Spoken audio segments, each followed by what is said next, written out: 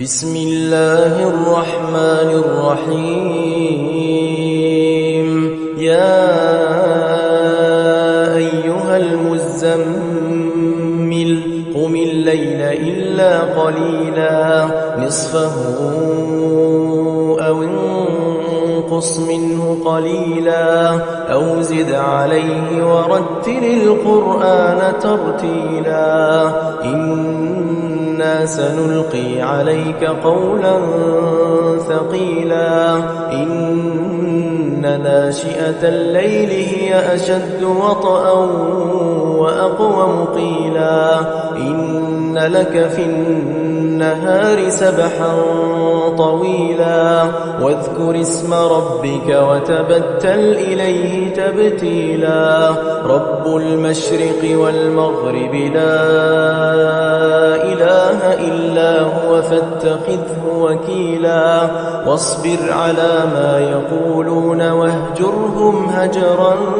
جميلا وذرني والمكذبين أولي النعمة ومهلهم قليلا إن لدينا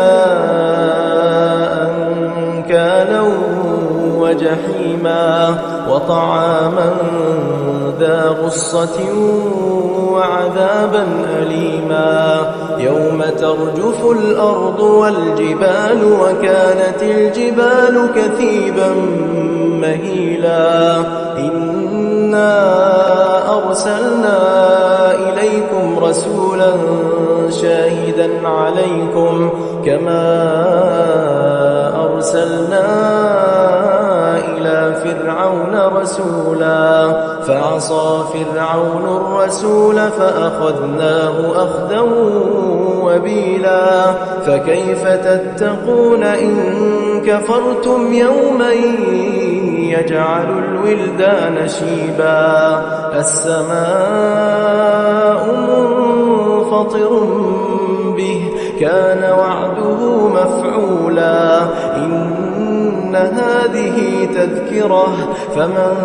شاء اتخذ إلى ربه سبيلا إن ربك يعلم أنك تقوم أدنى من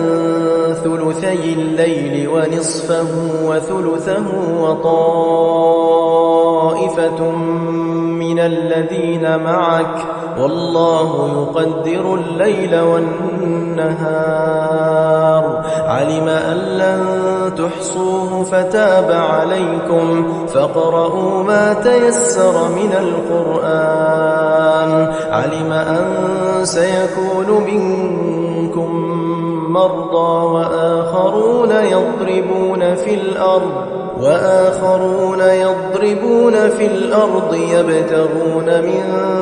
فضل الله وآخرون يقاتلون في سبيل الله فاقرؤوا ما تيسر منه وأقيموا الصلاة وآتوا الزكاة وأقرضوا الله قرضا حسنا وما تقدموا لأنفسكم من خير